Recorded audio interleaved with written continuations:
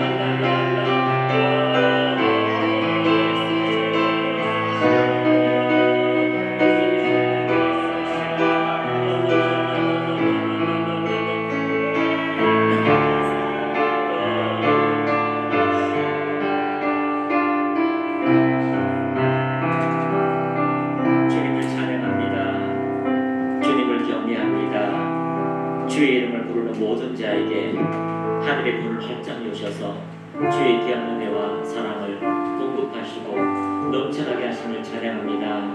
나의 아버지, 나의 주권자, 나의 생명 되시는 주님, 오늘도 주의 이름을 부르는 주의 백성들에게 영광을 받으소서, 찬양을 받으소서. 주의 그 사랑의 임재로, 주님의 그 현명하시는 그 임재로 우리의 삶에 하나님의 말씀대로 이루어지게 하시고, 그 말씀을 따라 좁은 길을 걷는 모든 자에게 그 환난에서 그 고난에서 승리케 하시는 주님의 그 비전과 꿈들을 보게 하옵소서. 내게 능력 주시는 자 안에서 내가 모든 것을 할 수 있다고 하였사오니 그 그리스도 안에서 그 예수 안에서 성령의 임재로 성령의 뜻을 따라 전진하는 모든 주의 자녀들에게 하나님의 한량없는 은혜가 넘쳐나게 하옵소서. 생명력이 넘쳐나게 하옵소서. 머리부터 발끝까지 모든 연약한 길을 떠나가며 그리스도의 능력들이 임하게 하옵소서. 나타나게 하옵소서. 주님을 찬양합니다. 심령 속에 가슴 벅찬 하나님의 생명의 역사가 그 뱃속에서 우러나오는 하나님의 거룩한 성령의 역사가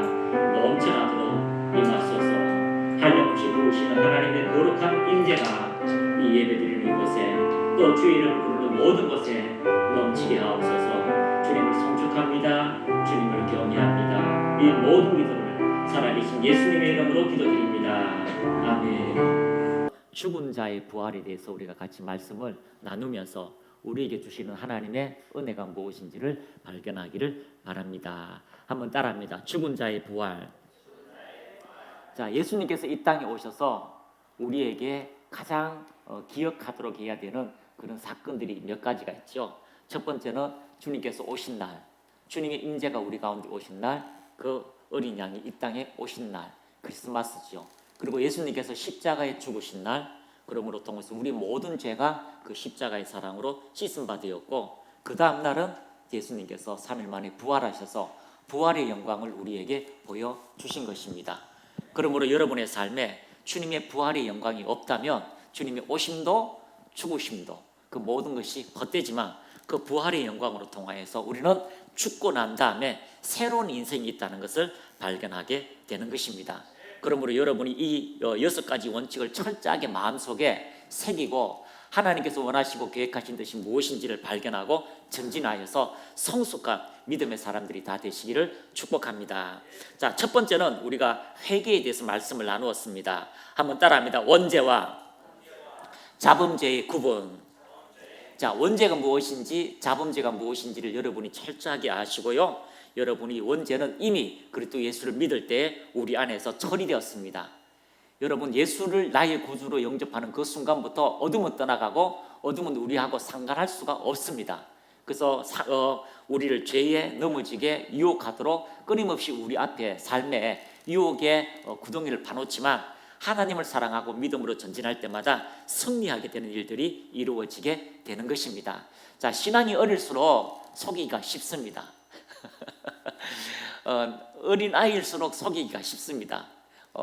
우리도 그렇습니다. 너 다리 밑에서 주워왔다 이러면 그게 안 믿어지는 친구도 있지만 믿는 친구도 혹 있어요. 특히 잘 믿는 친구, 우리 안영건 간사님 같은 경우는 다리 밑에서 주워왔다 금방 믿어요. 예? 그리고 전성우 간사님 같으면 막 집에서 생각합니다. 진짜인지 가짜인지. 그리고 여러 군데 가서 묻습니다. 진짜 엄마가 내 맞느냐. 그런데 세 사람이 정확하게 다리 밑에서 주워왔어라고 하면 그 말을 인정해요. 그런데 절대로 그것을 인정하지 않는 사람도 있죠. 우리가 그만큼 우리가 성장하면 구분할 수 있고 선악을 분별할 수 있는 일들이 우리에게 있기 때문에 여러분이 원죄와 자범죄의 구분을 정확하게 여러분 깨달으시고요. 우리가 스스로 유혹에 넘어지면 성장하면 됩니다. 성령을 따라가면 전진하면 됩니다. 그러므로 자범죄는 주님 앞에 고백하면 모든 죄가 용서되었다는 것을 여러분이 발견하시기를 축복합니다. 그래서 뭐 회개만 하면 다 되냐라고 이렇게 이야기하는 것은, 회개만 하면 다 되냐라고 이야기하는 것은 그 사람들 삶에 내가 그 사람들에게 구체적으로 내 삶의 회개의 행동들이 나타나지 않기 때문입니다. 그래서 하나님께서 우리를 회개했다면 우리는 반드시 사람들 앞에서도 합당하게 회개에 합당한 행동과 그 표현을 해야 되는 것이 있습니다. 옛날에는 욕을 했다면 이제 회개했다면 겸손한 자리에 우리가 가야 되는 것이 우리의 자세라는 겁니다. 그러므로 우리 회개가 우리에게 중요한 것은 우리가 성장하면 성장할수록 다른 사람에게 유익할 수 있는 유익한 존재가 되어진다는 것입니다. 그런데 대부분이 이렇게 이야기합니다. 목사님, 아니 예수 믿는다고 천국 갑니까? 예수 믿는다고 사형리 읽자마자 주님을 나의 구원자로 영접하자마자 천국 갑니까? 그럴 수는 없잖아요 하는 사람들이 있어요. 여러분, 영접기도 하면 내 마음에 주님을 시인한다면 반드시 하나님의 역사는 나타나게 됩니다. 그 사람이 아직 생각이 지각이 변화되지 아니하고 하나님과의 구체적인 만남이 없어서 그렇지, 그 사람은 하나님을 선택하였고 하나님이 그 입의 고백을 받으시고 성령의 역사가 나타난다는 것을 발견하게 됩니다. 그러면 왜 자꾸 이렇게 고백만 하면 됩니까? 라고 하는 그 사람의 마음속에는 무엇이 잠재해져 있다면 제자도가 잠재되어져 있어요. 한번 따라 할까요? 제자도는요, 철저하게 십자가를 지고 그리스도를 위해서 살아가야 되는 헌신의 단계입니다. 성숙의 단계입니다. 그런 제자도의 심령이 너무 있는 사람은 그깟 한번 고백으로, 한번 예수님 영접함으로 그 인생에 구원의 역사가 있습니까? 라고 이렇게 얕잡아 볼 수도 있습니다. 그러나 그렇지 않습니다. 우리가 회개한다는 것은요, 우리의 입으로 시인하고 모든 사람 앞에 시인할 때에 하나님 반드시 그 사람을 천국에서도 시인한다라고 말씀하고 있다는 것을 발견하게 됩니다. 자, 두 번째는 하나님에 대한 신앙입니다. 자, 같이 한번 읽어보겠습니다. 시작. 그리스도 예수의 절대 주권을 인정하며 아버지와의 친밀함 안으로 들어가는 것. 그렇습니다. 하나님의 절대 주권자, 우리의 인생을 하나님이 절대 주권자로 인정하시고요, 그 전능자를 인정하시고 그 아버지와의 친밀함 안으로 들어가는 것이 중요합니다. 그래서 성경은요, 우리가 하나님께서 어떤 종교적인 것이 아니라 아버지와 우리 자녀의 친밀한 관계, 왕과 신하의 관계, 포도나무와 가지와의 관계, 그 모든 관계로 우리에게 설명하고 있습니다.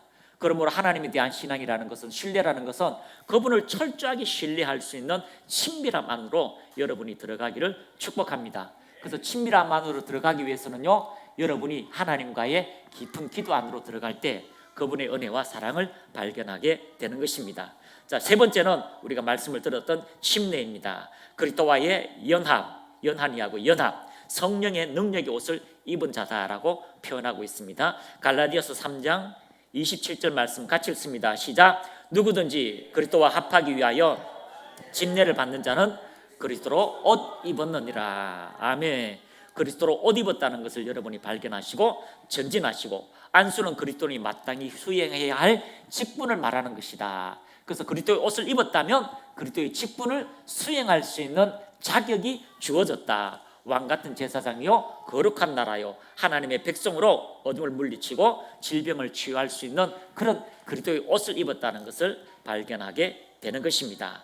오늘 다섯 번째는요, 죽은 자의 부활에 대해서 우리가 말씀을 같이 나누는데, 로마서 6장 5절 같이 한번 읽어보겠습니다. 시작. 만일 우리가 그의 죽으심과 같은 모양으로 연합한 자가 되었으면 또한 그의 부활과 같은 모양으로 연합한 자도 되리라. 아멘. 그러므로 우리 주님과 함께 죽었다면 주님과 함께 연합되어서 부활의 영광으로 우리가 자라나게 되고 그 모습으로 변화된다라고 말씀하고 있습니다. 그러므로 우리가 정말 중요한 것은요, 이 죽은 자의 부활이 우리의 심령 속에 와 있어야 돼요. 부활이 여러분의 심령 속에 와 있어야 돼요. 히브리서 9장 27절은 한 번 죽는 것은 사람에게 정하신 것이요 그 후에는 심판이 있으리니, 모두가 죽게 됩니다. 그러나 이 죽음에서 끝나는 것이 아니라 영원한 하나님의 나라가 있다는 걸 알고 그 부활에 동참하는 것은 우리에게 중요합니다. 그러므로 부활은 죽음을 불사한 신앙의 목적이 되는 것입니다. 한번 따라합니다. 부활은 우리 신앙의 목적지가 됩니다. 그래서 사람은 목적이 상실되면 방향성이 상실돼요. 왜 신앙생활을 하는지, 무엇 때문에 해야 되는지, 그것이 상실되면 사람 교회에서 신앙생활이 아니라 인본주의 종교 생활을 하는 사람들이 많습니다. 그래서 가끔 교회에서 이렇게 서로 막 문제 갖고 싸우는 분들이 많잖아요.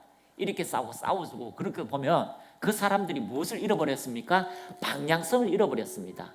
그리스도인이 마땅히 해야 될 직임, 그리스도인이 마땅히 행해야 되는 것을 잃어버리니까 서로 감정적으로 싸우는 거죠. 그러나 정확하게 우리가 부활을 인식하고요, 죽음 이후에 그리스도께서 우리와에게 어떤 일을 행하시는가, 어떤 일이 있다는 것을 여러분이 발견하게 된다면 그 일로 통해서 우리는 정확한 방향성이 주어지게 되는 것입니다.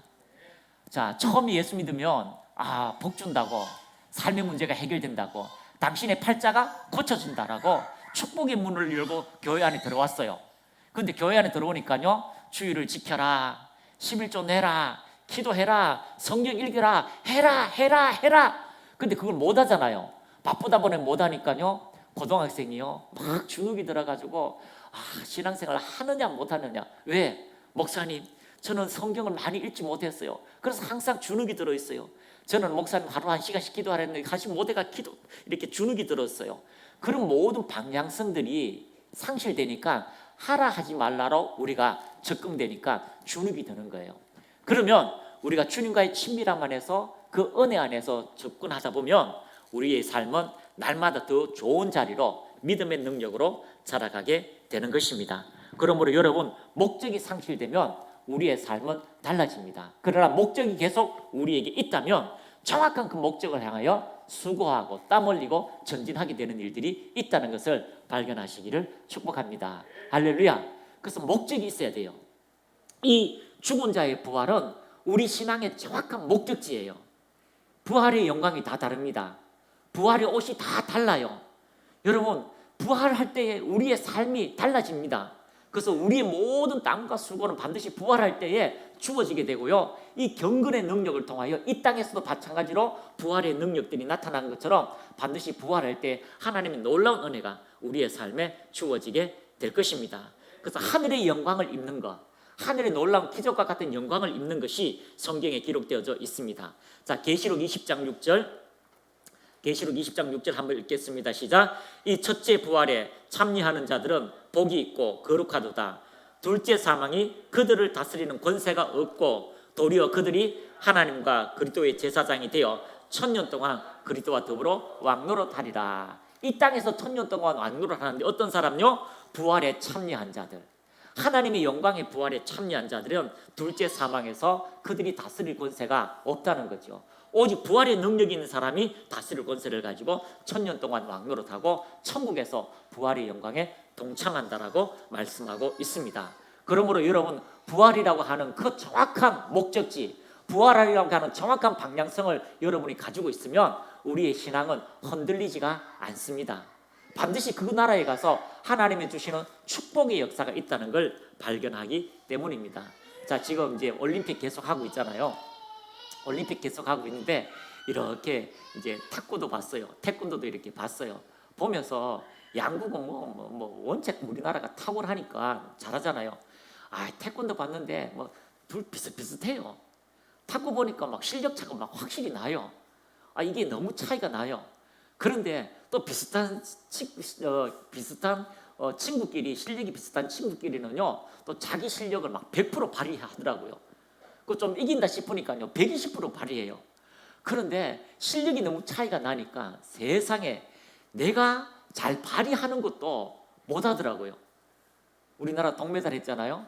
그 동메달 하는 그 선수가 마지막 경기에는 잘하는 서브도 잘 못하는 거예요. 이미 막 주눅이 들어있기 때문에. 우리가 하나님의 정확한 방향성이 있다면 금메달을 따기 위해서 우리가 어떤 하나님께서 주시는 그 모든 고난에서 삶에서 충성해서 헌신해서 벗어나지 않고 전진하게 되는 것입니다. 그러므로 금메달을 따기 위한 목적지를 향하여 그들이 수고하였고 몇 년 동안 애썼고 얼마나 힘들었겠어요. 양궁하는 사람들 제가 몇 년 전에 그 훈련하는 그 프로그램을 봤거든요. 보니까요, 막 일부러 비를 막 뿌려요. 선풍기 막 틀어놔요. 그러면 막 들들들 떨면서 겨울에 집중한다고 화살을 쏘더라고요. 그 와중에 누가 뭐라고 해도요, 그 10점 간격에 화살을 쏘는 그 집중력, 그걸 왜 그렇게 할까요? 무엇 때문에 할까요? 내가 금메달을 따면 이 모든 수고에 영광이 들어지는 거죠. 지금은 내가 영광을 받지 못합니다. 지금은 내가 이거 수고에 대해서 보상을 받지 못합니다. 그러나 내가 금메달을 따는 그 순간 나라의 이름이 밝혀지고요, 그 나라에 영향을 끼치고 자기의 인생 속에 그 수고와 땀, 노력이 바로 영광으로 다가오게 된다는 것입니다. 그 금메달을 따는 것처럼 부활도 우리의 최종 목적지가 되시기를 축복합니다. 그 최종 목적지가 되면요, 억울한 일이 있어도 참게 돼요. 억울한 일이 있어도 참게 돼요. 그리고요, 불가능한 것이 있어도 계속 전진하게 되는 그런 은혜가 우리에게 주어지게 되는 것입니다.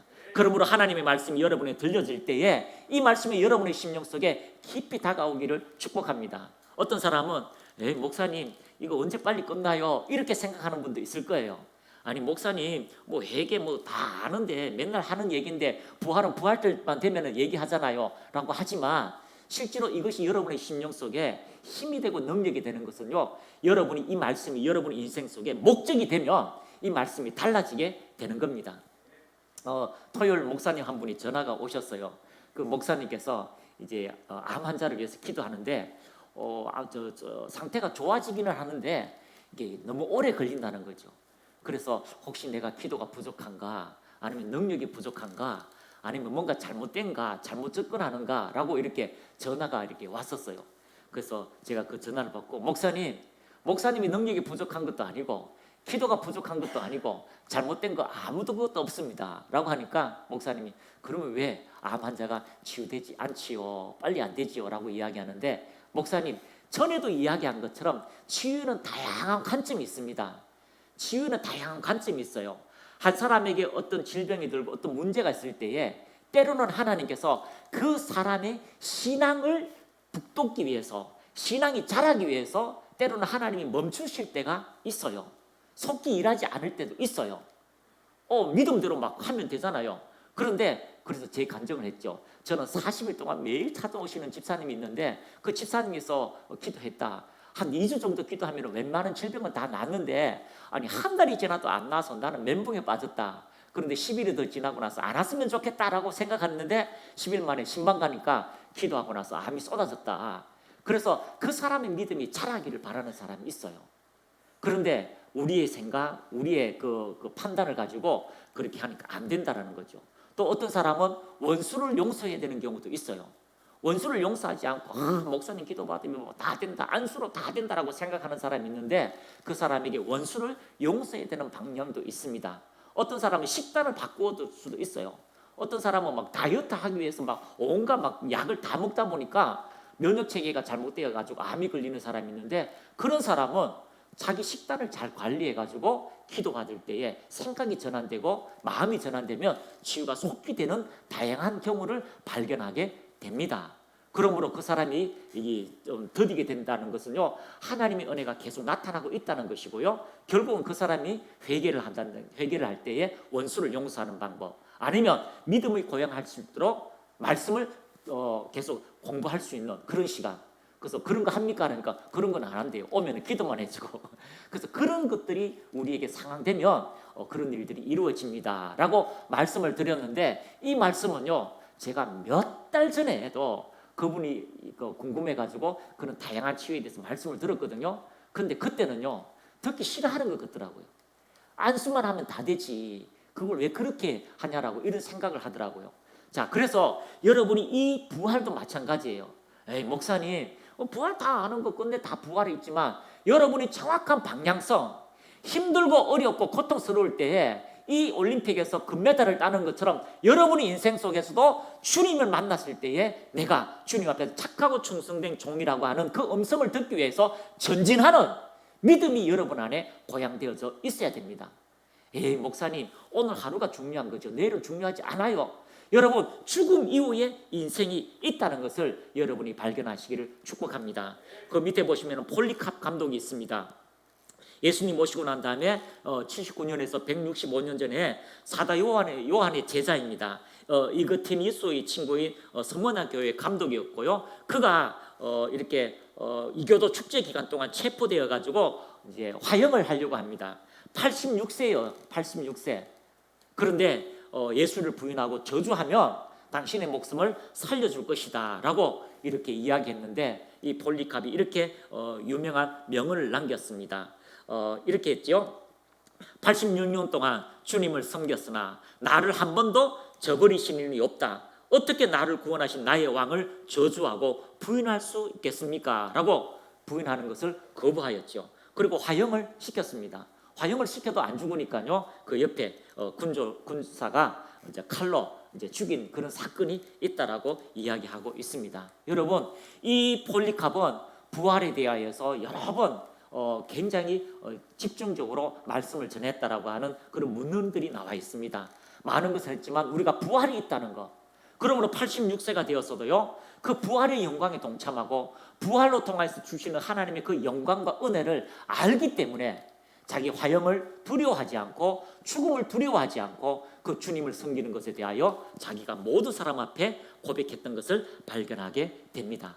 그러므로 여러분의 인생 속에 소망이 있다면 그 살아있는 소망은 부활에 동참하는 것, 그 주님과 함께 내가 부활의 시간이 온다는 것을 여러분이 발견하시기를 축복합니다. 베드로전서 우리 1장 3절부터 한번 읽어보겠습니다. 베드로전서 3장 1절에서 14절까지 여러분 안에 거듭난 소망, 산소망, 부활의 소망이 있기를 축복합니다. 자, 같이 읽습니다. 우리 주 예수 그리스도의 아버지 하나님을 찬송하리로다. 그의 많으신 국률대로 예수 그리스도를 죽은 자 가운데서 부활하게 하심으로 말미암아 우리를 거듭나게 하사 살아있는 소망이 있게 하시며, 죽은 소망이 아니에요.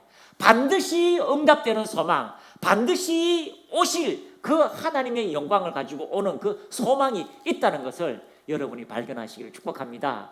그래서 이 부활의 영광만 가슴속에 찾아와 있어도요, 여러분의 삶에 주님이 오늘도 살아계셔서 나와 함께 하시고 오늘도 살아계셔서 주님의 일을 하신다는 것을 발견하고 전진하는 실질적인 일들이 여러분의 인생 속에 나타나게 되는 것입니다. 자, 왜 사두개인들, 바리새인들 왜 그 당시에 이렇게 그 제자들을 핍박했냐면 죽은 자의 부활이 있다는 걸 계속 설명하는 거예요. 죽은 자의 부활이 있다. 사두개인은요, 이 제사장 반열파거든요. 다윗 때에 사독이라는 선지자가 있었어요. 굉장히 다윗과 함께 정성시대를 누리다가요, 굉장히 영향력이 있었어요. 그 사람이 주축이 되었어요. 나중에는 이제 사독이 사두개파라고 해서 따로 나오는데, 영도 없다, 천사도 없다, 다른 내세도 없다, 이런 쪽으로 나중에 점점 사람들이 생각이 전환이 되었어요. 그 예수님 당시에는 아예 이 사두개파는요, 사독은 안 그랬었는데 그 앞에 있던 다윗 시대는 안 그랬었는데 오면 올수록 점점 종교화가 되어서 그 시대에 로마와 결탁을 한 거죠. 로마와 결탁을 해가지고요, 완전히 이거는 이제 종교주의가 되어서 로마의 그 여러 가지 그런 것을 덕을 보면서 종교로 이익을 보는 사람이에요. 그러니까 예수 믿는 사람이 얼마나 꼴보기겠어요. 부활이 없다고 자기들이 이야기하는데 저쪽에 부활이 있대요. 영이 없다고 하는데 전 영이 있대요. 죽으면 다 인생이 끝난다고 하는데 새로운 인생이 있대요. 얼마나 눈에 가시겠어요. 그러므로 그 유대인들이 끊임없이 바울을 쫓아서 제자들을 쫓아서 죽이게 되는 그런 일들이 이루어졌다라고 이제 이야기하고 있습니다. 그래서 우리가 부활도 있고 우리의 영도 있고 새로운 내세가 있다는 것을 여러분의 심령 속에 확실히 가슴에 새겨두시기를 축복합니다. 그러므로 다음 주 한 번 더 우리 말씀을 나누는데요, 이 부활에 동참한 사람들이 다 저마다 부활의 영광이 달라요. 다릅니다. 어떤 친구한테 부활의 영광이 다 다릅니다. 에이, 천국 가는 것만으로 족하지 않습니까? 천국 가면 좋지요 라고 이야기하길래 제가 욕을 했어요. 예수님이 십자가에 죽으시고 부활하시고 그 모든 고난에 수많은 선지자들이, 수많은 사도들이 죽으면서 우리에게 복음을 전해줬는데 겨우 예수 믿고 부활해서 천국 들어가는 것만으로 족하냐고, 이 땅에서 무엇을 했느냐가 따라서 부활의 영광이 달라진다라고 이야기하고 있다는 것입니다. 그러므로 여러분 안에 이 거듭나게 하사 산 소망이 여러분의 심령 속에 있기를 축복합니다. 여러분 안에 부활의 영광, 그 주님을 볼 때에 부족함 없는 하나님의 영광을 사모하시기를 축복합니다. 4절입니다. 썩지 않고 더럽지 않고 새하지 아니하는 유업을 있게 하시나니 곧 너희를 위하여 하늘에 간직하신 것이라. 할렐루야. 이제 그 산 소망은요, 썩어지지 않고 더럽지 않고 새하지 아니하는 유업을 있게 하시나니라고 말씀하고 있습니다. 그런 은혜가 여러분에게 주어지기를 축복합니다. 곧 너희를 위하여 하늘에 간직하신 것이라. 그러므로 하늘의 그 위한 것을, 그 거룩한 것을 여러분이 사모하고 전진하는 믿음의 사람들이 다 되시기를 축복합니다. 5절입니다. 너희는 말세에 나타나기로 예비하신 구원을 얻기 위하여 믿음으로 말미암아 하나님의 능력으로 보호하심을 받았느니라. 그렇습니다. 말세에 우리는 구원을 얻고 주님께서 우리와 함께 하시고 하나님의 능력의 옷을 입고 보호하심을 받았습니다. 6절. 그러므로 너희가 이제 여러 가지 시험으로 말미암아 잠깐 근심하게 되지 않을 수 없으나 오히려 크게 기뻐하는도다. 왜 크게 기뻐합니까? 우리의 삶은 쏜살같이 70년, 80년, 100년 갑니다. 그러나 그 쏜살보다요 더 영원하신 하나님 나라가 있고 그곳에 가면 부활의 몸도 우리에게 주십니다. 할렐루야. 여자분들 막 미모 막 찍어 바르고 하잖아요. 그 나라 가면 찍어 바르고 필요가 없어요. 여러분 몸에서 광채가 납니다. 할렐루야. 아담이 벗은 줄은 몰랐잖아요. 왜요? 하나님의 영광의 빛이 있어요. 영광의 빛이 다 있어요. 그 영광이 떠나가니까, 하나님과 단절되니까, 빛이 사그러지니까 자기 몸에 벗은 것을 발견하게 됩니다. 사람 몸에 빛이 있어요. 사람 몸에 빛이 있어요. 그것이 하나님과 단절되니까요, 어둠이 장악해서 그렇지, 이제 주님 앞에 들어오면 여러분은 빛나는 사람이 되게 될 것입니다. 그때는요, 벗어도요 안 보여요. 영광의 강체, 그리스도의 옷을 다 입게 됩니다. 그렇기 때문에 너희가 이제 여러 가지 이 땅에서 시험으로 말미암아 잠깐이라고 합니다. 따라합니다. 잠깐 이 땅에서 근심하게 되지 않을 수 없으나, 근심하게 되지 않을 수 없으나 하는 것은요, 근심하게 된다는 겁니다. 그러나 오히려 크게 기뻐하는도다. 왜요? 근심은 둘째치고요, 그 기쁨이 여러분에게 더 크기 때문입니다. 할렐루야. 금메달 따보신 적 없잖아요. 예? 우리 축구 하셨으니까, 질 것 같은 선수, 질 것 같은 팀한테 우리가 정말 그 팀한테는 우리가 질 것 같아. 그런데 우연히 공을 잘못 차가지고 이겼다. 얼마나 기쁘죠. 막 할렐루야. 발삐도 상관없습니다. 막 불쩍불쩍 뛸 겁니다. 그런 기쁨이 크게 하는도다. 7절입니다. 너희의 믿음의 불확신함은 불로 연단하여도 없어질 금보다 더 귀하여 예수 그리스도께서 나타나실 때에 칭찬과 영광과 존귀를 얻게 할 것이라. 너희의 믿음의 확실함, 어떤 믿음요? 부활에 동참한다는 것.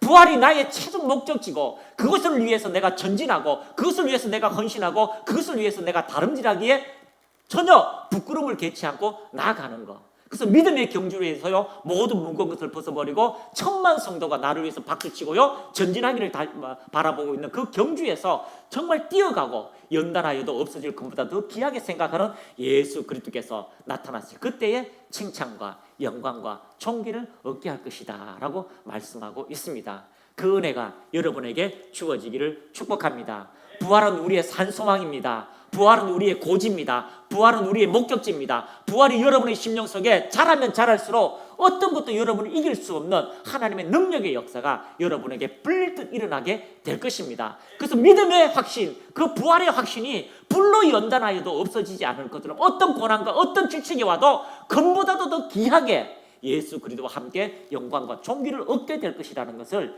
여러분이 인식하는 부활의 신앙, 부활의 믿음이 여러분에게 있기를 예수님의 이름으로 축복합니다. 8절입니다. 예수를 너희가 보지 못하였으나 사랑하는도다. 이제도 보지 못하니 믿고 말할 수 없는 영광스러운 즐거움으로 기뻐하나니. 무엇이 영광스럽습니까? 무엇이 기뻐합니까? 예수를 보지 못하는데, 예수와 함께 한다는 걸 알지 못하는데, 그러나 예수님이 우리와 함께 하시고 보지 아니하지만 주님을 마지막으로 볼 그날에 영광스러운 즐거움으로 기뻐하게 된다는 겁니다. 할렐루야.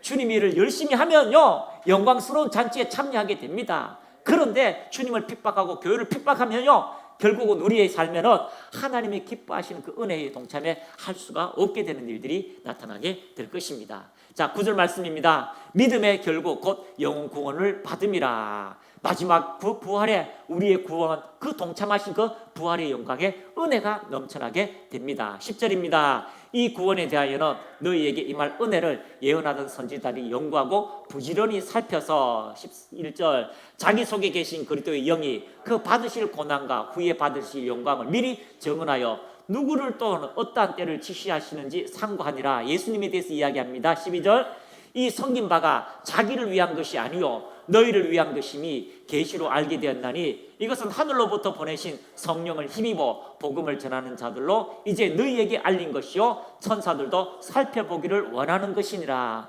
예수님이 우리의 구원을 위해서 이 땅에 오시고요, 죽으시고 부활하시기까지 모든 권한이 다 그 성경에 기록되어져 있습니다. 그래서 하늘로부터 보내신 성령을 힘입어 복음을 전하는 자들로 이제 너희로 알린 것이요 천사들도 살펴보기를 원하는 것이니라. 자, 다음 구절. 자, 13절 시작. 그러므로 너희의 마음의 허리를 동이고 근신하여 예수 그리스도께서 나타나실 때에 너희에게 가져다 주실 은혜를 온전히 바랄지어다. 그 소망이 우리에게 은혜가 됩니다. 그 소망이 우리가 받을 수 없는 거룩한 영광 안에 동참하게 된다는 것을 여러분이 발견하시고 믿음의 전진, 그 부활의 영광을 위해서 전진하는 믿음의 모든 사람들이 여러분에게 되시기를 축복합니다. 그래서 많은 사람들이요, 사두개인처럼 부활이 없다라고 하면 우리가 얼마나 이 여기가 헛될까요? 예? 목사님 왼편을 맞았는데요, 오른편 들려도 될까요? 오른편 맞았어요. 그 모든 수고가 헌금 드리잖아요. 아니, 누가 돈을 아까워하지 않는 사람이 어디 있어요? 그런데 막 내 모든 걸 가장 아끼는 거, 사랑하는 거, 모든 헌신을 다, 시간을 다 투자했는데 부활이 없다. 그 끝난다. 얼마나 그게 불쌍할까요? 그래서 고린도전서 10장 15장 10절에서요 22절까지 보면 그 이야기가 우리에게 전해지고 있습니다. 자, 고린도전서 15장 10절 시작. 그러나 내가 나된 것은 하나님의 은혜로 된 것이니 내게 주신 그의 은혜가 헛되지 아니하여 내가 모든 사람보다 더 많이 수고하였으나 내가 한 것이 아니요 오직 나와 함께 하신 하나님의 은혜로다. 11절. 그러므로 나나 그들이나 이같이 전파하며 너희도 이같이 믿었느니라. 그리스도께서 죽은 자 가운데서 다시 살아나셨다 전파되었거늘 너희 중에서 어떤 사람들이 어찌하여 죽은 자 가운데서 부활이 없다 하느냐. 누가요? 사두개파 사람들. 예수 믿고 은혜는 받았지만 이때까지 고정관념, 선입견, 부활이 없다 하는데 부활이 없다고 그래. 그래서 들어요. 부활이 없다는 사람끼리 만나가지고 마치 세 사람 만나봐. 부활이 없대. 진짜 부활이 없는가 봐. 이렇게 이야기하는 사람들이 들어 있다는 거죠. 너희 중에 어떤 사람들은 어찌하여서 죽은 자 가운데서 부활이 없다 하느냐. 13절. 만일 죽은 자의 부활이 없으면 그리스도께서 다시 살아나지 못하셨으리라. 예수님이 부활하셨는데 부활이 없다고 하느냐? 예수님이 다시 살아난 것은 부활이 있다. 그가 첫 열매가 되셨다. 그가 첫 열매가 되셔서 부활이 우리에게 있다라는 걸 이야기하고 있습니다. 아담이 범죄함으로 모든 사람이 죄의 통치를 받듯이 하나님의 영광이 우리에게 임하였고 그 부활로 통하여 우리가 그리스도와 연합하여서 부활에 동참하게 된다라고 이야기하고 있는 것입니다. 14절입니다. 그리스도께서 만일 다시 살아나지 못하셨으면 우리가 전파하는 것도 헛것이요 또 너희의 믿음도 헛것이며. 어떤 믿음요? 그리스도께서 우리를 위해서 죽으셨다 부활하셨다. 부활의 믿음이 헛것이 된다는 것입니다. 15절. 또 우리가 하나님의 거짓 증언으로 발견되니 우리가 하나님이 그리스도를 다시 살리셨다고 증언하였습니다. 만일 죽은 자가 다시 살아나는 일이 없으면 하나님이 그리스도를 다시 살리지 못하셨으리라. 하나님도 무능한 하나님인 거죠. 그 하나님을 믿어서 뭐합니까? 하나님이 거짓말 하시는 하나님인데 우리가 하나님을 거짓 증언으로 발견되니 하나님을 거짓말쟁이로 만드는 거예요. 하나님이 거짓이라고 이야기할 수밖에 없습니다. 왜요? 하나님께서 부활이 있다라고 말했기 때문에. 그런데요, 부활이 없다면 그렇게 되리라. 우리가 하나님이 그리스도를 다시 살리셨다고 증언하였기 때문에 만일 죽은 자가 다시 살아나는 일이 없으면 하나님이 그리스도를 다시 살리지 아니하셨으리라. 16절. 만일 죽은 자가 다시 살아나는 일이 없으면 그리스도도 다시 살아나신 일이 없을 터이요. 17절. 그리스도께서 다시 살아나신 일이 없으면 너희의 믿음도 헛되고 너희가 여전히 죄 가운데 있을 것이요. 18절. 또한 그리스도 안에서 잠자는 자도 다 망하였으리라. 이때까지 예수님의 약속을 믿고 있던 아브라함, 이삭, 야곱 그리고 모든 다윗, 모든 선지자의 죽음도 다 헛되다는 거죠. 또한 그리스도 안에서 잠자는 자도 다 망한다는 거죠. 19절.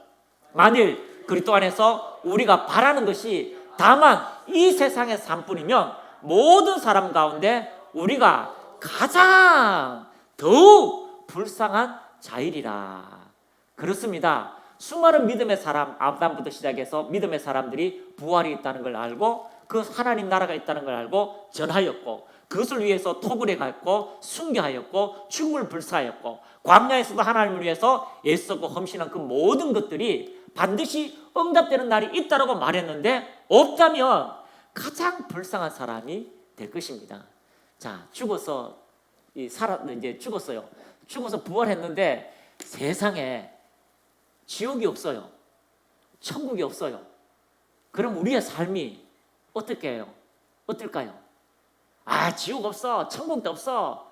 그래서 내 마음대로 살아. 막 여러 사람 막 괴롭히고 내 뜻대로 내 중심대로 살았어요. 가보니까요, 천국도 지옥도 없어요. 얼마나 다행입니까? 내 마음대로 살았는데. 그런데요, 그 사람이 내 마음대로 살다가 또 가보니까 세상에 없다고 한 지옥이 있어요. 천국이 있어요. 그 사람은요, 가장 불행한 사람이에요. 그런데 내가 이 땅에서 열심히 살았어요. 다른 사람을 착하게 살았어요. 천국이 있다고 지옥이 있다고 생각하고 열심히 살았는데 그 가보니까 천국도 없고 지옥도 없어요. 그래도 그 사람은요, 다른 사람에게 칭찬 듣는 삶을 살았어요. 이해가 되시죠? 그런데 있다고 믿고 열심히 살았어요. 가보니까 진짜로 있는 거예요. 그 사람의 믿음대로 하나님은 가장 존귀한 자리에 그 사람을 앉히실 것입니다. 그렇습니다. 만일 그리스도 안에서 우리가 바라는 것이 다만 이 땅의 삶뿐이면 모든 사람 가운데서 우리가 가장 불쌍한 자가 된다라고 말씀하고 있다면, 여러분, 부활은 반드시 있습니다. 부활은 반드시 있습니다. 여러분, 부활할 것입니다. 그것이 없다면 가장 불쌍한 사람은 목사, 그 다음에 우리 간사님들, 집사님들, 정말 불쌍하지요. 아니, 목사 믿고 열심히 따라갔는데 가보니까 없어. 얼마나 불쌍해요. 여러분, 열심히 천국 있습니다, 지옥도 있습니다, 예수님이 우리의 부활의 증인이십니다, 열심히 기도했는데 자기 평생에 자기 먹고 싶은 거, 자기 하고 싶은 거 다 하지 않고 신학 가서 열심히 밥 맞고 개척교회 열심히 기도하고 기도했다가 쭉 갔는데 세상에 천국이 없어. 지옥도 없어요. 하나님이 계시면 막 잡아가지고 막 어떻게 하든지 막 도전도 해볼 텐데 하나님도 없어. 얼마나 불쌍할까요? 내 몸대로 내 뜻대로 살아야지. 근데 저쪽 보니까요, 자기 마음대로 막 사람도 죽이고 사기치고 열심히 살았던 사람, 막 독일 나치 같은 사람은요, 그 자기 평생 자기 살은 사람 저기 잘 살고 있어요. 그럼 얼마나 그 가서 어떻게 할까요? 그런데 부활의 영광이 있다는 거예요. 부활의 영광이 있다는 거죠. 이 월드컵 탁구하고 난 다음에 막 무릎 꿇고 기도하는 사람도 있고, 어떤 사람 하나님께 막 감사하는 사람도 있고, 이름도 다 나와요. 그리스도인데 이름 다 있어요. 이름 충만에는 이름도 있고, 은혜도 이름 있고, 이름도 있어요. 그 사람들이 하나님께 기도하고 감사하고, 나의 나된 것은 다 하나님의 은혜다라고 고백하고 있는 거죠. 여러분의 심령 속에 이 땅에 살면서 주님의 부활에 동참한다고 하는, 그 은혜에 동참한다고 하는 그 하나님의 최종 목적지, 그것이 여러분의 심령 속에 산소망으로 와 있어야 됩니다. 때로는 영원한 심판이라고 합니다. 영원한 심판 앞에 영원함이라는 게 있어요. 영원함. 이 심판은 우리에게 보면 어떻게 보면요, 무섭다고 생각하지만 영원한 심판은 우리의 상급이에요. 이 영원한 심판은 한마디로 하나님의 절대적 주권자의 은혜가 되는 거예요. 우리가 받을 수 없는 그 은혜, 우리가 누릴 수 없는 하나님의 자녀의 특권, 하나님께서 그 예수 그리스도를 통하여서 그 은혜 안에 들어와서 하나님 말씀대로 순종했더니만 세상에 하늘나라를 우리에게 통째로 주시는 은혜가 우리에게 주어지는 거죠. 열심히 4년 동안 애써서 힘썼어요. 막 다리뼈가 부러지고요, 인대가 늘어나도 결국은요, 우연찮게 그 국가대표가 돼서 한나라를 대표하는 선수가 되어서 왔을 때에 그 땀과 수고와 눈물을요, 심판이 당신이 이겼습니다 손들 때에 그 오열하는 그 마음 속에 하나님이 우리의 심판자가 돼서 너는 나를 위해서, 그리스도를 위해서, 그 하나님의 영광을 위해서 애썼구나. 승리자, 그 수천만의 천사들 앞에, 수많은 사람들 앞에, 창세기부터 계시록까지 있는 수많은 사람들 앞에 우리 한 사람을 높이 세우는 그 모든 잔치상에서 주시는 하나님의 축복의 자리가 심판의 자리예요. 할렐루야. 그 은혜의 자리에 여러분이 선다는 것을 발견하시기를 축복합니다. 그 은혜의 자리에, 심판의 자리에 우리를 세워서 모든 사람 앞에 심판하시는 그 하나님께서 존귀한 관으로, 영광의 관으로, 부활의 관으로 우리를 씌우시는 하나님 축복의 역사가 바로 심판에 있다는 것을 우리가 알게 되는 것입니다. 그러므로 우리가 모든 사람보다 불쌍하지 않는 것은 우리가 부활이 우리에게 있다는 것, 그 부활에 동참하여서 전진할 때마다 부활의 능력은 오늘 우리 이 땅에 우리의 삶에도 동일하게 나타나고 있다는 것을 여러분이 인식하시기를 축복합니다. 그 부활하신 주님은요, 40일 동안 제자들과 함께 하셨습니다. 예수님께서 보이지 않고 들려지지 않지만 그들이 말한 모든 것 가운데 그 손에 손가락을 넣고 그 옆구리에 손을 넣어보지 않으면 나는 주님의 부활을 믿지 않겠다는 그 도마의 목소리도 다 들으시고 함께 하고 있다는 걸 발견하게 되는 것입니다. 성령께서 여러분 안에 계십니다. 그리스도의 옷을 입었습니다. 그것은 여러분과 함께 주님이 지금 살고 있다는 것입니다. 여러분의 인생이 아닙니다. 여러분이 주님과 함께 동행하고 있는 인생이라는 걸 발견하시고, 그 주님께서 땀 흘리고 수고하고, 그리고 주님께서 채찍에 맞으시고 겟세마네 동산에 땀을 흘리며 기도하신 그 모든 수고의 대가, 그 십자가의 대가로 통하여 가장 높은 부활의 영광, 하나님 보좌 우편에 앉으셔서 우리를 통치하시고 우리와 함께 하시는 그 은혜가 오늘도 우리의 심령 속에 다가와서 주님의 부활의 동참에 참여하고 그 영광의 보좌 우편에 함께 앉는 영광의 삶으로 여러분이 나아가기를 예수님의 이름으로 축복합니다. 부활은요, 우리의 최종 목적지가 되고 산소망이 되고 여러분의 정확한 방향성이 되어서 믿음의 전지를 하는 믿음의 사람들이 다 되시기를 예수님의 이름으로 축복합니다. 가슴 높이 손을 올리시고요, 이 시간 우리 감사합니다라고 한번 고백하겠습니다. 주님, 정말 감사합니다. 부활의 영광이 있게 하시고 그 은혜에 동참하게 하셔서 하나님의 거룩한 영광 안으로 전진할 수 있도록 우리를 불러주심을 감사합니다. 우리 주여 한번 외치고 같이 기도합니다. 주여 홀라바카야 예라라리야라바 홀롤롤롤롤롤롤롤롤롤롤 주님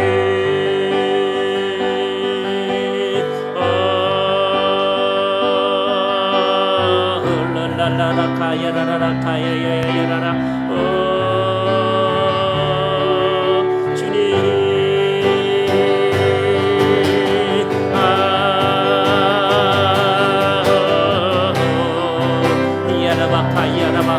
하나님 감사합니다. 하나님, 만일 우리가 주의 죽으심과 같은 모양으로 연합한 자가 되었다면 또한 그의 부활과 같은 모양으로 연합한 자가 되리라 말씀하심을 찬양합니다. 우리의 최종 목적지 부활의 영광에 동참하여 하나님의 은혜 안으로 들어가게 하심을 감사합니다. 홀로콜로콜리킬리키야라라라 야라바카야라바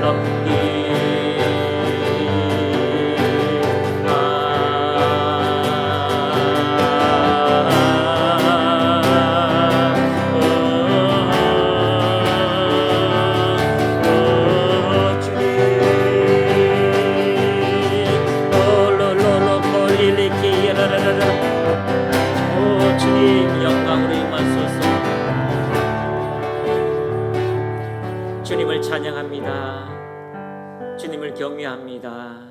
주님, 영원히 죽을 수밖에 없는 우리에게 그리스도 예수의 복음을 알게 하시고 그 핏값으로 하나님의 자녀가 되게 하심을 감사합니다.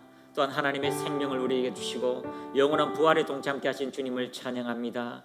그 찬양의 영광을 받으소서. 부활에 동참하기 위해서 우리의 모든 헌신과 주님을 향한 모든 충성된 것을 주님께서 기억하시고 믿는 자에게 능히 하지 못할 일이 없다고 하신 그 말씀을 떠올리며 이 땅에서 그리스도 예수를 위하여 충성할 수 있도록 모든 영광을 받아 주옵소서.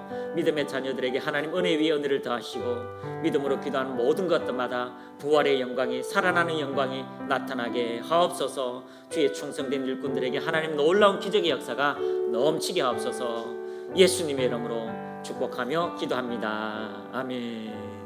이 시간 우리 같이 한번 기도합니다. 남양주 센터를 위해서 기도해 주시고요. 또 여러 가지 협력하시는 많은 일꾼들을 보내달라고 우리 같이 기도해 주시고 각자가 돌파해야 될 그 믿음의 역사가 있게 해달라고 같이 한번 기도하겠습니다. 주님 감사합니다. 거룩한 하나님의 영광, 거룩한 하나님의 은혜가 임하게 하옵소서. 올로콜라타야 카라바라바 카라바라바 올로로로로로로 주님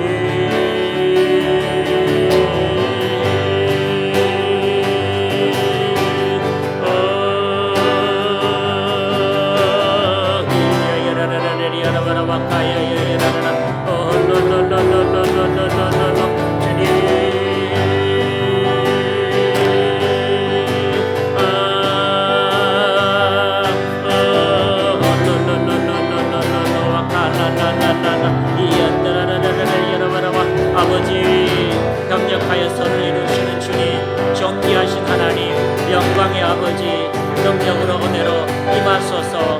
능력으로 은혜로 임하소서. 영광으로 임하소서. 오 주님 영광으로 임하소서. 하나님 영광으로 임하소서. 주의 존귀하신 은혜와 주님의 영광의 역사가 넘쳐나게 하옵소서. 주님을 찬양합니다. 오 하나님 영광을 받으소서.